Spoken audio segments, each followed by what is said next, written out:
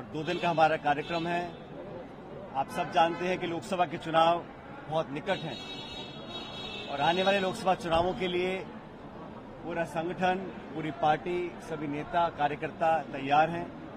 इसी का जायजा लेने के लिए संगठन को और दुरुस्त कर लोकसभा चुनाव के लिए तैयार करने के लिए और पूरे प्रदेश भर में जो कांग्रेस का कार्यकर्ता है उसको नए जोश के साथ चुनावी मैदान में उतारने के लिए हम सब लोग यहाँ पर आए हैं। ये इस राज्य की जिम्मेदारी अखिल भारतीय कांग्रेस कमेटी ने हम सबको दी है।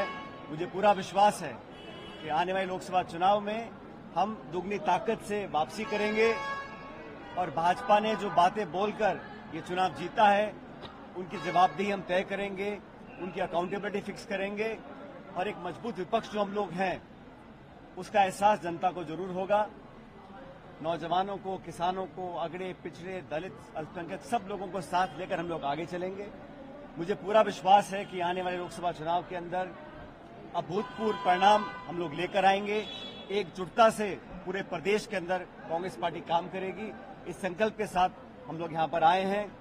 राहुल गांधी जी का भी जो यात्रा शुरुआत होगी 14 तारीख को, उसका भी आगमन छत्तीसगढ़ में होगा, उस पर चर्चा करेंगे। और कल प्रदेश इलेक्शन कमेटी की मीटिंग हमने रखी है, जो अलग अलग लोकसभा क्षेत्र हैं वहां से फीडबैक लेंगे और आने वाले उम्मीदवारों के चयन को लेकर भी हम मंथन इस दौरे पर करने वाले हैं। आपके इस दौरे से पहले बीजेपी के नेता कह रहे हैं कि आपने राजस्थान में कांग्रेस का फाइट जो है क्रैश किया, छत्तीसगढ़ में भी यही होगा। भारतीय जनता पार्टी का जो प्रोपेगेंडा मशीन है उसको मुझसे अच्छा कोई नहीं जानता है और हम जानते हैं कि प्रदेश में, राजस्थान में जिन्होंने काम करे हैं, लेकिन छत्तीसगढ़ में जो सरकार बनी है, जो वादे किए थे और जो घोषणा की थी उस पर कितना अमल हुआ हम सब जानते हैं। भाजपा का केंद्र का शासन 10 साल का हो गया है। इन 10 सालों में आज किसान, गरीब, नौजवान हर वर्ग पीड़ित है। जो काम इन्होंने किया है सिर्फ भावनात्मक मुद्दों को प्राथमिकता देकर वोट लेने का काम तक करते आए हैं। भाजपा को एक्सपोज करने का काम और लोकसभा में तमाम आकलन आप लोग आ रहे हैं, उसके विपरीत परिणाम आने वाले हैं।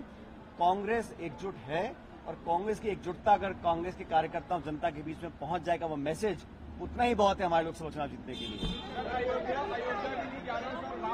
राम मंदिर को लेकर अयोध्या बोलिए ना। जो नतीजे आए हैं, जो नतीजे हैं वो एक तरह से कांग्रेस को भगाने वाले नतीजे हैं। इसके बाद आप नहीं कह रहे कि लोकसभा को नहीं, मैं बात मानता हूं विधानसभा के चुनाव जो परिणाम आए उसकी उम्मीद हमें नहीं थी। हम समझते थे कि हम दोबारा चुनाव जीत कर सरकार यहां पर बनाएंगे। बहरहाल चुनाव में हार जीत होती रहती है, लेकिन इस चुनाव से कांग्रेस कार्यकर्ता कोई पराजित महसूस नहीं कर रहा है, क्योंकि हार जीत राजनीति का 2 पहलू होते हैं।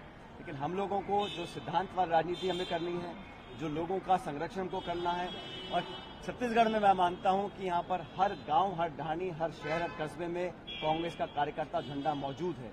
हमें उसे एक्टिवेट करना है और समय बहुत कम है लोकसभा चुनाव के लिए, इसलिए आज से हम लोग पूरी तैयारी के साथ जुड़े हुए हैं। नई टीम हमारे पास है, बुजुर्ग अनुभवी नेता भी हैं, नौजवान नेता भी हैं, सबको मिलकर लेकर चलेंगे। और हमारी जो अग्रिम संगठन भी हैं, महिला कांग्रेस है, यूथ कांग्रेस है, सेवा दल है, NSUI है, इन सबको साथ लेकर आगे से लीड करेंगे और परिणाम कांग्रेस के पक्ष में आएंगे। कांग्रेस को राम मंदिर जाने का इन्विटेशन मिला है लेकिन मना कर दिया। देखिए, इस पर कांग्रेस पार्टी का स्पष्ट एक स्टेटमेंट कल आ गया है और मैं हमेशा इस बात को कहता आया हूं कि राजनीति और धर्म को अलग अलग रखना चाहिए। ये बात भी सही है कि धर्म के आड़ में अगर राजनीति हो रही है उसको कोई स्वीकार नहीं करेगा। हम चर्चा करना चाहते हैं मुद्दों पर, जनता के मुद्दों के ऊपर, विकास के, आर्थिक उद्योग के, निवेश के, शिक्षा, चिकित्सा, उद्योग, रोजगार, इस पर चर्चा करने को भाजपा तैयार